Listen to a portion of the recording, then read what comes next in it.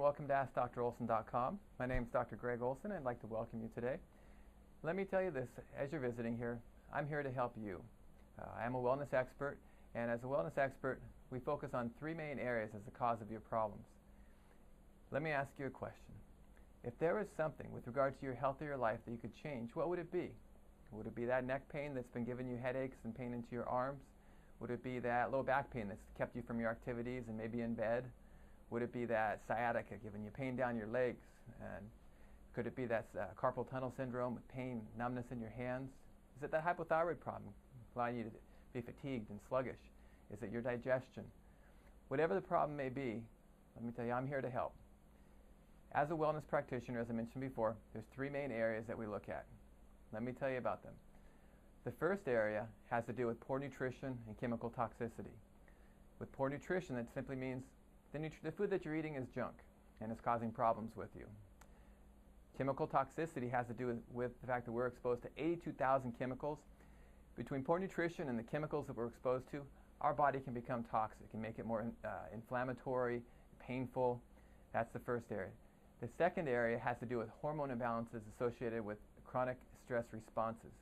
Your adrenal glands are your stress response gland. The hormones that we're mainly talking about have to do with cortisol and DHEA. These are stress hormones. So when these hormones are out of balance, they can affect your body's ability to sleep, brain, your cardiovascular or heart health, your digestion, broad range of effects. So that's the second area. The third area has to do with hidden neurological damage. That mostly has to do with when you've been in an accident, in a trauma, done something in the past where your spine may have been affected, causing trauma or injury to the nerves. Maybe not with pain, but that is an area that we find. It's called hidden neurological damage. That's the third area. So with regard to these areas, and as being a wellness expert, let me do this. I'd like to invite you into the office to find out if I can help you. Very simply, that's because my purpose in practice is to help as many people as possible, and hopefully that next person will be you. Hello, my name is Willie Perry. I've been with Dr. Olson for about 2.5 years, and I just wanted to share with you my journey with Dr. Olson. When I first came to Dr. Olson, I had neck problems and arm problems that were affecting my work and my ability to function at home. And from the very first moment of being with him, he was able to loosen that up to where I was able to function. Since then, he's had me on cleanses. I've lost weight. I've slept less, and I felt much better than I've ever felt before. But recently, I just had some test results that showed serious liver problems. And through Dr. Olson's care, I've been able to get back on my feet, feel better, and I honestly think he was part of saving my life. So I'm very pleased with Dr. Olson, and I would recommend him to anyone. Give him a chance and see what he can do for you. Thank you. Hello, my name is Dr. Greg Olson. I'm here today to talk to you about headaches, where they come from, what to do about them. I've been in practice for over 17 years, and in that time, I've helped thousands of patients with headaches and other common problems.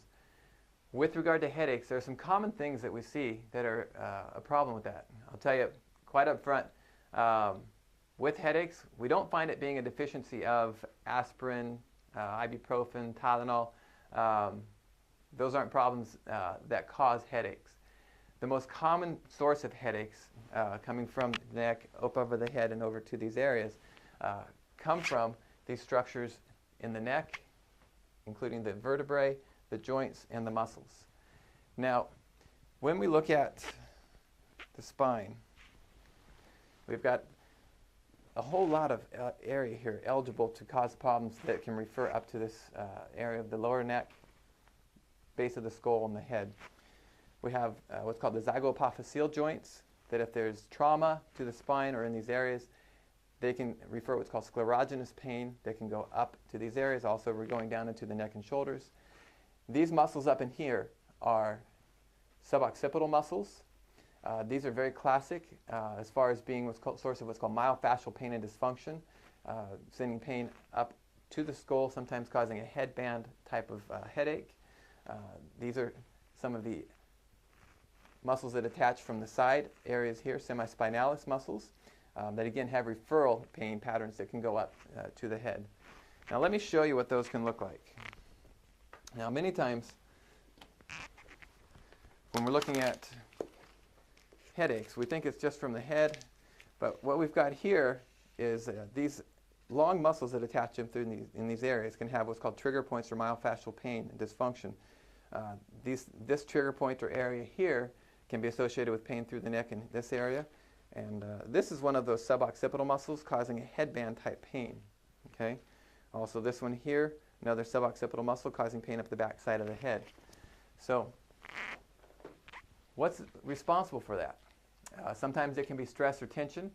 It can also be traumas. That trauma can be an accident, it can be a fall, it can be a repetitive action or position at the computer, repetitive action at a desk. We can also see in that area problems related to nutritional or chemical toxicity. So really the key thing with headaches is finding out where they're coming from. That can be a physical source, trauma, irritation. It can be a chemical source, poor nutrition, chemical toxicity, or it can be from stress causing tension and pain into the areas. So those are three keys with regard to headaches. Hope that's helpful. If you need further assistance or would like to find out if this treatment can be effective for you, then please give my office a call at 949-859-5192 or visit us at AskDrOlson.com. We'd be happy to help you. My purpose in practice is to help as many people as possible, and hopefully you'll be next. Hi, my name is Ken Konecki. I have a background in sports and entertainment marketing. I also work with training athletes, NBA, college, elite high school, and grade school athletes. So to me, to be able to perform is very important. I came in here off a referral, and Dr. Olson started taking more of a holistic approach.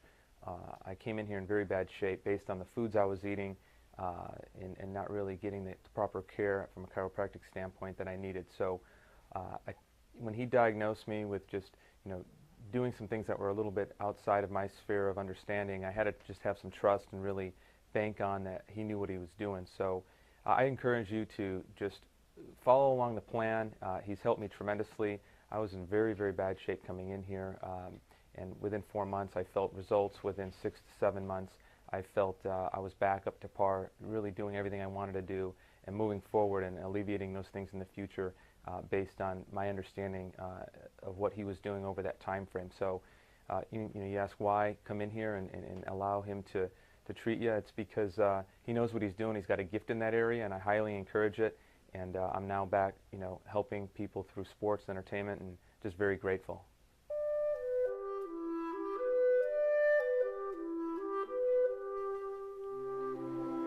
Hi, my name is Dr. Greg Olson, and welcome today. Today I'm going to talk to you about sciatic and sciatic nerve pain. Now, if you're watching this today, you or somebody you know must have concerns about having sciatica or sciatic nerve pain.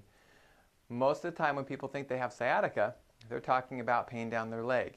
Okay, so we're going to talk about that in a moment. Anyways, my name is Dr. Greg Olson. I told you that before. The reason I'm talking to you about this today is I've been in practice for 17 years, and in 17 years I've seen thousands of patients, hundreds of whom have had sciatica and sciatic nerve pain or pain down their leg. So today I'm bringing you my experience, my expertise with regard to sciatica and sciatic nerve pain to tell you what it is, show you what it is if you have it, what we do for it, what makes us unique. Okay? So let me start off with this. When we talk about sciatica, with sciatica we are looking at a nerve that's formed here from the L4 through first sacral nerve roots that combine together through here, pass out through the pelvis and down the leg. Okay? Now what happens is that this nerve can get inflamed or irritated. It can get inflamed or irritated in the spine, or it can get inflamed or irritated in the pelvis, in this area. And when that happens, pain in the buttock, pain in the leg, numbness, tingling, weakness, those are all things that could be occurring. So again, that may be occurring with you or with somebody that you're watching this for, trying to get some information with. Now, when we talk about the spine, the spine can be a source of problems for a couple of reasons. Those nerves, as they come out from the spine, can have a disc bulge pushing onto the nerve. It can be a herniation in that same category. There can be inflammation around the spine. There could be a facet syndrome. Those joints that are in the back can get irritated. Part of the reason that I mentioned those is that is a local problem, but what we find, and part of what we do on a neurological basis, which makes us unique, is we look at why that might be occurring. Okay, a lot of what I do is what's called root cause, finding what's causing things. So anyways, this is a local problem, and let me point out over here. What we find is this local problem many times can have a root up here in the brain. It's called the cerebellum. The cerebellum controls balance, coordination. It also controls these intrinsic or small muscles of the spine. So if it's malfunctioning, it'll tend to lock up that spine and keep it from moving. Now the reason that's important is because the spine requires movement, especially that disc requires movement in order to get nutrients to it. If it doesn't have that, it'll tend to wear out. It'll tend to get weak, tend to bulge, just like we're talking about in these areas. So that is one component that can contribute to a locking of the spine, jamming those facet joints together, restricting movement, causing that disc to be vulnerable and get bulged or herniated. Additionally, when we look at it, this area through here, referring back, this sciatic nerve comes through here and it passes through this little notch. It's called the sciatic notch, conveniently. And underneath that, through here, passes the sciatic nerve, underneath this muscle called the piriformis.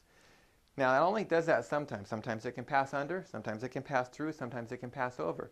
But there's something called piriformis syndrome, and this muscle may be irritated in that piriformis syndrome, where that can cause an irritation, inflammation to the sciatic nerve.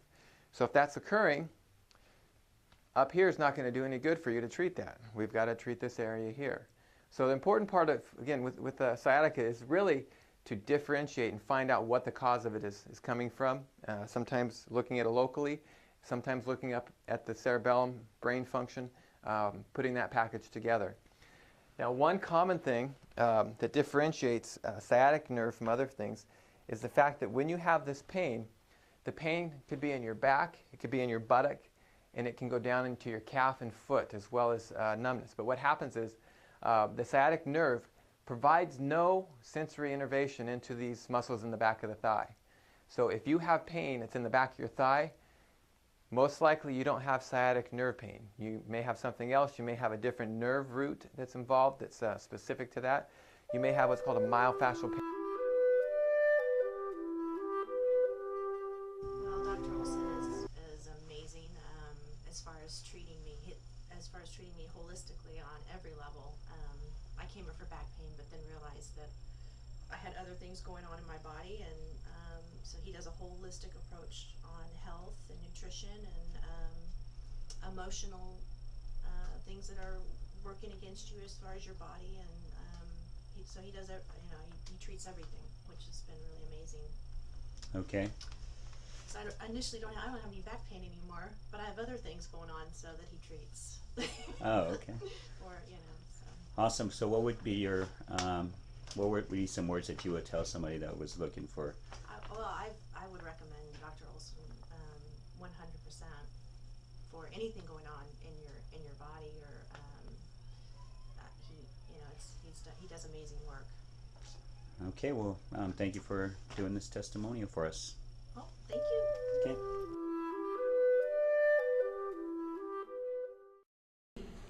So today we have a wonderful topic on hormones. We have Dr. Greg Olson, who is right here. He's a chiropractor who is very much into natural healing, something we all love. He's not about masking the problem. He's really about getting down to the underlying issue. And he is in the area. He's in Lake Forest. So he's going to have an amazing topic today, and you're going to be learning tons. Thank you, Tina. Good morning, Saddleback women. Good morning. It's great to see you this morning. And my name is Dr. Greg Olson. Tina already introduced me. I am a local doctor. I've been in practice for 17 years. And today, my hope is to share with you what my experience has been in 17 years as far as working with women on a natural basis, I will say a precursor basis to balancing hormones.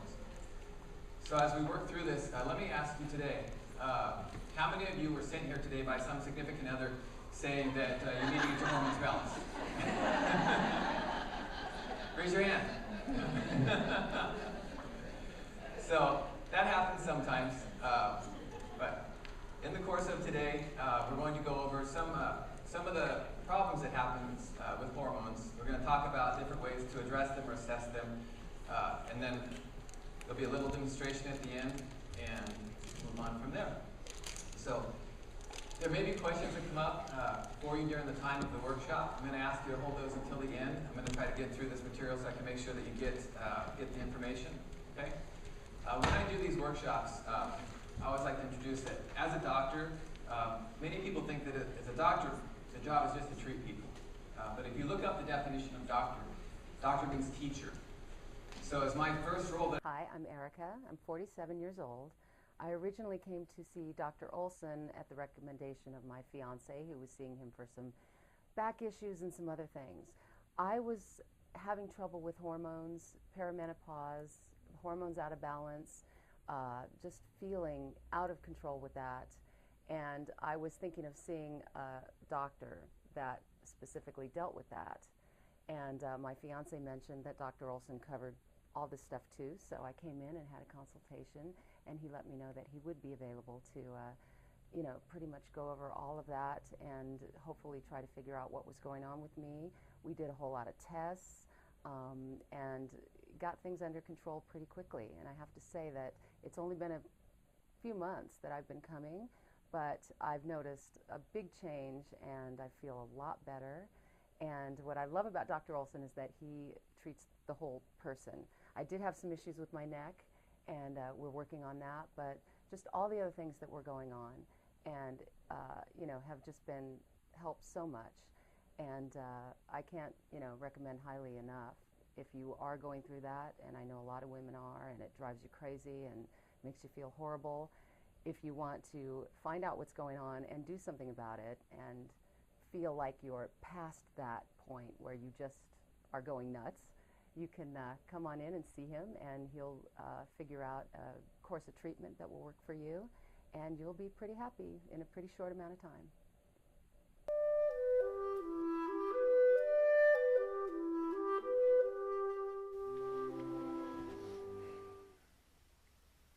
Hi, my name is Dr. Greg Olson. Welcome today. Today I'm going to be talking to you about discs in your spine, bulging discs, herniated discs, degenerated discs. Now, I've been in practice for 17 years, and in 17 years I've seen thousands of patients and hundreds of them with disc bulging problems, herniated discs, bulging discs, degenerated discs. Very common problem, something that dealt very well with the program that we do. So one of the first questions you may have is do I have a bulging disc? Do I have a herniated disc? Because I assume today that you're watching this because you have a concern. You have some pain in your spine, or you may have pain out in your hands or legs that you may be concerned is coming from your spine.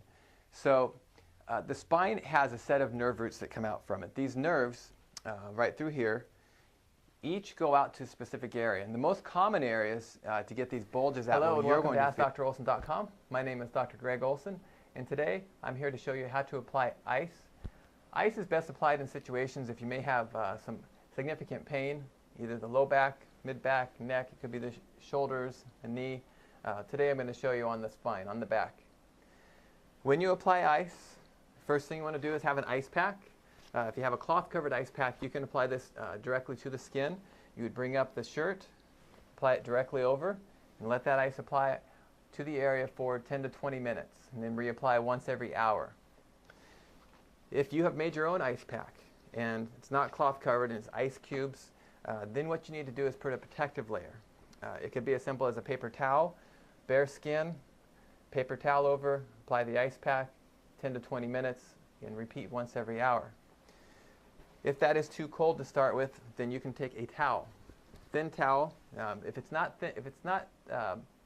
thin enough, then it really won't get the area cold enough to do much good for you. So again, bare skin, ice pack over, 10 to 20 minutes, reapply once every hour. So you can also apply it if you have a thin shirt. You can apply it directly over that. Again, try to get as close to the skin as possible, as thin a layer as possible, without risking causing any burning to the skin from the ice. If you have a problem that's not responding to the ice, it's not getting better after a day or so, then please give us a call. that's something that may need more attention, and we'd be happy to help you. Thank you, and have a great day.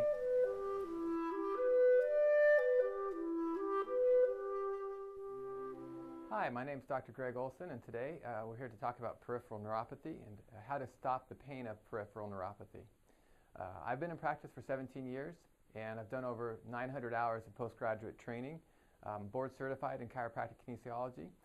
Currently, I work with a group of about 1,000 doctors across the country who focus on neurologic and metabolic problems such as peripheral neuropathy. Today, I'll be sharing with you some of these problems and their solutions that we've found. So, first off, you may want to know what is peripheral neuropathy. Peripheral neuropathy is a problem with the nerves that carry information to the brain and the spinal nerves. This can produce pain, a loss of sensation, inability to control muscles. The true definition, when we break it down, peripheral means further out from the body, distant from the brain and spinal cord, so we're not talking about spinal cord injuries or issues or brain issues. Neuro means the nerves, and pathy means abnormal, so abnormal nerves in the peripheral or outer parts of the body. So the 7 signs of peripheral neuropathy, or how to know if you have peripheral neuropathy, are listed right up here. We look at numbness, burning feet, cramping, sharp or electric pain, pain with walking, difficulty sleeping because of leg discomfort, or prickling or tingling in your extremities. The symptom really depends upon which type of nerve is affected. There's 3 different types of nerve tissue. One is sensory, the other is motor, and the third one is autonomic, and that carries information to the organs and glands. So when we talk about the first category is the sensory fibers. And damage to the sensory fibers can result in changes in sensations such as burning sensations, nerve pain, tingling or numbness, an inability to determine joint position, which can cause incoordination. For many of these neuropathies, the sensation changes often begin in the feet and progress towards the center of the body. Diabetes is a common cause of this type of neuropathy, or sensory neuropathy, and that's usually mostly it begins in the feet. The second type of nerve involvement begins with the motor nerves. Damage to the motor fibers can interfere with muscle control, can cause weakness, loss of muscle bulk, loss of dexterity, meaning incoordination, sometimes tripping or bumping into walls. Sometimes cramps are a sign of motor nerve involvement. And other muscle-related symptoms can include, depending upon the area, difficulty breathing or swallowing, difficulty or inability to move a part of the body, falling, can be from legs buckling or tripping over things, a lack of dexterity, being unable to button a shirt or do the finer motor movements, a lack of muscle control, muscle atrophy, muscles can twitch or begin cramping. Now the third category had to do with autonomic nerves, and these nerves control the involuntary or semi-voluntary functions such as control of the internal organs, blood pressure. Damage to these autonomic nerves can cause abdominal bloating, it can cause blurred vision, constipation, decreased ability to sweat. That would be like on a hot day when other people are sweating, skin just doesn't sweat. Diarrhea, difficulty initiating urination, feeling full after eating a small amount, incomplete bladder emptying, heat intolerance with exertion, can be impotence in males, nausea or vomiting after meals. Also can include unintentional weight loss, we say more than 5% of the body, and also can be urinary incontinence. So the different nerve fibers that can be involved, the 3 different ones, sensory, motor, and autonomic. But what causes neuropathy? The causes of neuropathy can have varied issues. It can be arthritis, spinal stenosis, bulging discs in the spine affecting the nerves as they come out from the spine, statin drugs, which are oftentimes used for cholesterol and hypertension, diabetes, type 1 or type 2, can be from poor diet, leading to different types of nutritional deficiencies that would be associated with neuropathies. Genetics can also be involved. Most of the time, with these, we look at 80% of the involvement is typically lifestyle, 20% may be genetic predisposition. Statin drugs inhibit the formation of cholesterol. It's used to synthesize cholesterol is used to synthesize coenzyme Q10. That's necessary to generate ATP. ATP, adenosine triphosphate, which is necessary to produce energy for any cell in the body. So that ATP production decreases about 1 year, 1% per year. So as we age, that number increases, which increases the likelihood of there being cellular energy issues, which can lead to this peripheral neuropathy factors. Taking statin medications can suppress that ATP production to the point at which the neurons or the nerve cells cannot maintain their ability to send nerve signals. This is what's called the frequency of firing, or how the nerves transmit their messages, which will cause them to decrease. Okay, so this is perceived by the brain as numbness and tingling, depending upon the exact fiber which is involved. Okay, so statin drug use basically increases peripheral neuropathy risk by 16 times. So another common cause is diabetes. Diabetes has to do with insulin. It's a hormone produced by the pancreas to control blood sugar. Diabetes can be caused by too little insulin, resistance to insulin, or both. And diabetes commonly leads to neuropathy. Basically, what we're looking at is all chronic health conditions seem to have a common thread.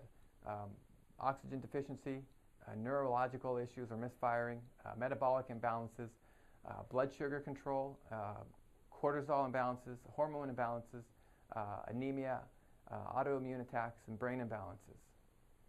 So when we look at the brain has key areas that are involved with controlling the body.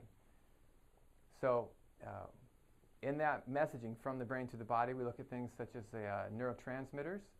The brain can't communicate with the gland unless there's a neurological connection and a chemical connection, that chemical connection being neurotransmitters such as dopamine, GABA, serotonin, acetylcholine.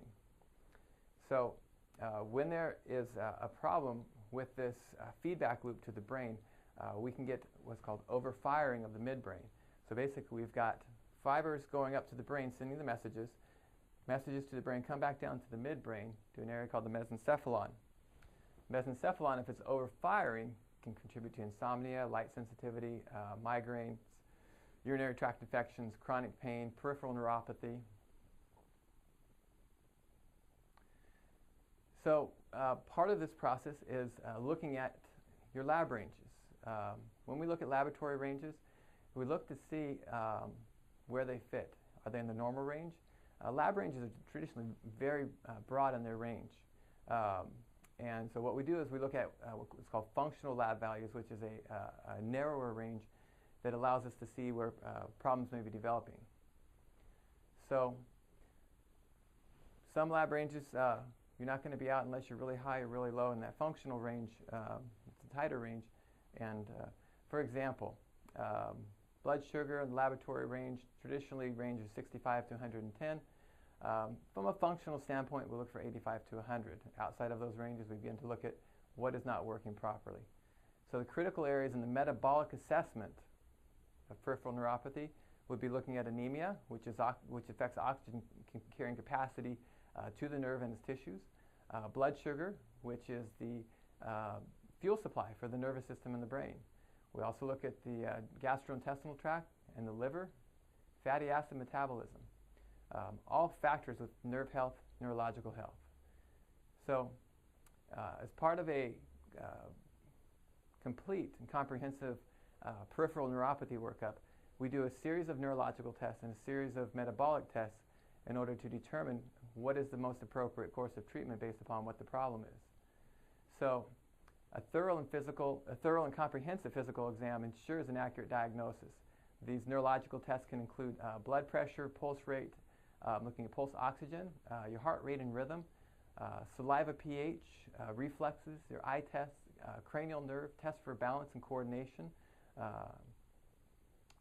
And beyond that, next what we look at is when there's an issue with regard to the brain, we look at the two things that are necessary for that neurological function: fuel and activation. So the fuel is oxygen and blood sugar. Activation has to do with a little bit of what we talked before about these pathways that come up from the brain. So there are different pathways, and there can be problems with those, and different therapies we may use for brain activation, neurological activation. Could be vibration therapy on one side of the body, gentle manipulation on one side of the body. It could be TENS units, heat, ultrasound, traction, oxygen therapy, mirror therapy. So those are some of the key components of that. Additionally, we can use upper body ergometer for that stimulation. Auditory stimulation in one ear, that can be music, a metronome. We can also use what's called auricular stimulation. Auricular stimulation happens when we stimulate areas around the ear, has a very strong correlation or feedback loop to the cerebellum. We also can use what's called a warm caloric in one ear. The fibers in the ear stimulated by warmth, again, strong connection to the cerebellum. Olfactory stimulation, stimulation one side of the nose. Sometimes also different types of visual stimulation and imagery, checkerboard patterns, colors, faces, eye exercises. Other therapy for brain activation, infrared therapy, laser therapy, especially good for chronic nerve damage. We also use things such as a chi exerciser, stimulates the circulation in the body. At times, if there are spinal-related issues, bulging or herniated discs, and similar type problems, we will use a spinal decompression, non-surgical spinal decompression. When we look at the metabolic components, we then move into looking at things such as the cortisol and its hormone, the cortisol hormone balance. We do that through a test called the adrenal stress index. It tells us how the cortisol levels are. But ultimately what happens is all cases are a combination of looking at what's happening neurologically and what's happening metabolically. Neurologically, treatment may end up being 60%, metabolic may be 40%. Most importantly is finding the pieces of the puzzle that need to have correction. Is it the cerebellum? Is it the cortisol? Is there anemia and oxygen deficits? Is there a feedback loop to the midbrain that's causing a problem? Is there hormone imbalance? Is there a blood sugar problem? Is there a structural physical pressure on the nerves that's contributing to this? So correcting these problems in the neurological and metabolic puts the pieces of the puzzle together, allows us to get on the right track and fix the problem and get the peripheral neuropathy doing better. Anyways, I want to thank you for joining me today. This was a nice presentation with regard to what is peripheral neuropathy, neurological and metabolic components related to it. And if you have further questions, you can certainly feel free to contact me. Ultimately, my purpose is to help as many people as possible. And if you're watching this because you need help, I'd like to offer that to you. You can contact our office at 949-859-5192, or you can visit us at AskDrOlson.com. Thank you, and I appreciate your time. Hi, I'm Chrissy Meads. I came to Dr. Olson after searching for a long time for a chiropractor who could help me. I was having issues with my neck being stuck and such, and just a lot of pain when I woke up in the morning, and really didn't think it was a big deal. I was referred to Dr. Olson by another chiropractor who uses him and believes in his methods and techniques, and I was very intrigued to meet him and try him. And once I did, which it's been a couple months now, I have had such relief. I don't wake up in pain in the morning anymore. I'm able to play with my children and move certain ways that I wasn't able to before I found him. So I'm extremely thankful for Dr. Olson and what he does and what he believes in.